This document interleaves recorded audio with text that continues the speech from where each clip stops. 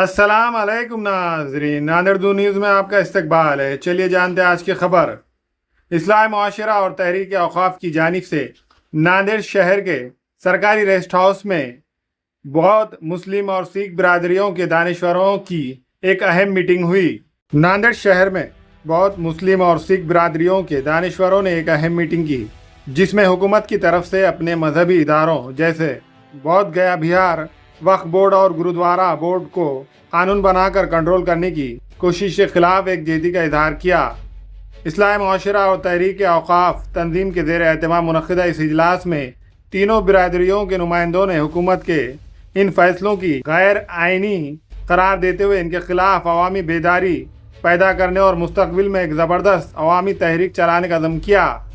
मुस्लिम बांधव, सिख भाई और बौद्ध बांधव के एकरूपता में एक फारूक साहब के माध्यम से एक बैठक हुई है। इस बैठक का जो सब्जेक्ट था, महाबोधि महाविहार बौद्धों के ताबे में होना चाहिए। वक्फ बोर्ड एक्ट जो है मुसलमानों के ऊपर अन्याय करने वाला है। गुरुद्वारा की भी समस्या है।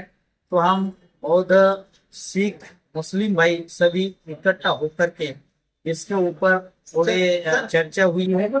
क्या मुस्लिम भाई, सिख भाई और बौद्ध भाई सब एकजुट होकर के जो कुछ आगे की जो समस्याएं हैं इसके ऊपर हल निकालने के लिए आपसी बातचीत हुई है।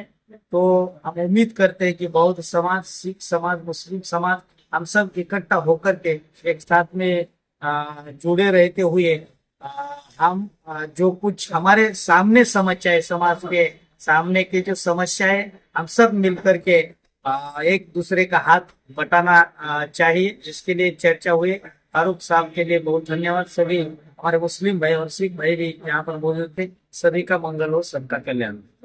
इस्लाह माशरा कमेटी नांदेड़ और तहरीक औक़ाफ़ कमेटी नांदेड़, इन दो कमेटियों की जानिब से एक मीटिंग रखी गई, जिसमें मुस्लिम, सिख और हमारे बुद्ध भाइयों के जो क़ानूनी मसाइल हैं, जिसमें गवर्नमेंट हमारे मजहबी मामलात में जो दखल दे रही है, इसके ख़िलाफ़ एक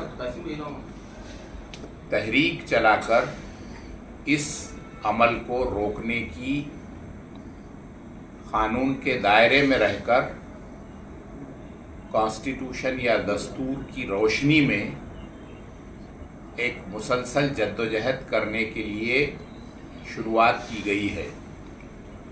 इस मीटिंग में मुस्लिम, हमारे बौद्ध भाई और सिख भाई के नुमाइंदे शरीक रहे।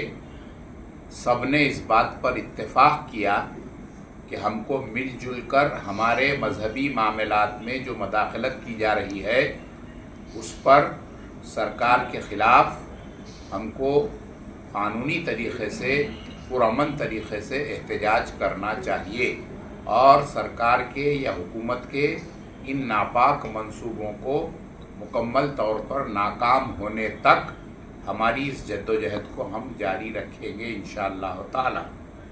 और इस सिलसिले में जल्द ही तहरीक की और क्या शक्लें हो सकती है, एहतजाज की और क्या शक्लें हो सकती है, उस पर गौर व फिक्र करके तीनों समाज की तरफ से, मुस्लिम, सिख और बौद्ध भाइयों की, तीनों की मिलजुमला एक कोऑर्डिनेशन कमेटी बनाई गई है।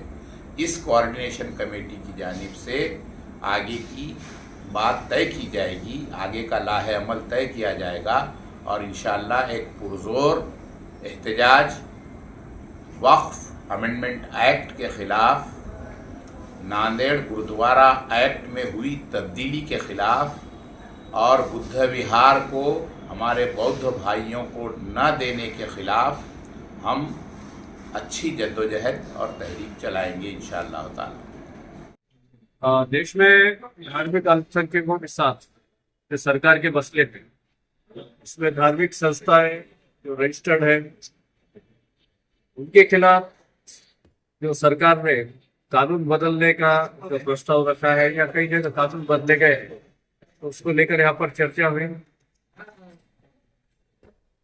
नांदेड़ के गुरुद्वारा सचखंड बोर्ड, इसके अंदर को आज से 10 साल पहले 2015 में बदलकर अध्यक्ष नियुक्ति का अधिकार सरकार ने अपने पास रख लिया था। जैसा कलम 11 के आंदोलन के नाम से जानते हैं, इसके संबंध में भी चर्चा हुई। बोध गया जो हमारा बहुत बड़ा एक तीर्थ क्षेत्र है भगवान गौतम बुद्ध का, उसको लेकर जो देश में दुविधाएं चली आ रही है कि वो समाज है जो मानने वाला धर्म है उसके अधिकार में दिया जाए, उसको लेकर चर्चा हुई है। और वक्त बोर्ड पर जो संसद में संशोधन हुआ है उसको लेकर भी चर्चा हुई है। इन मसलों को लेकर आगे भी चर्चाएं जारी किया गया और सुधारों पर चर्चा हुई है।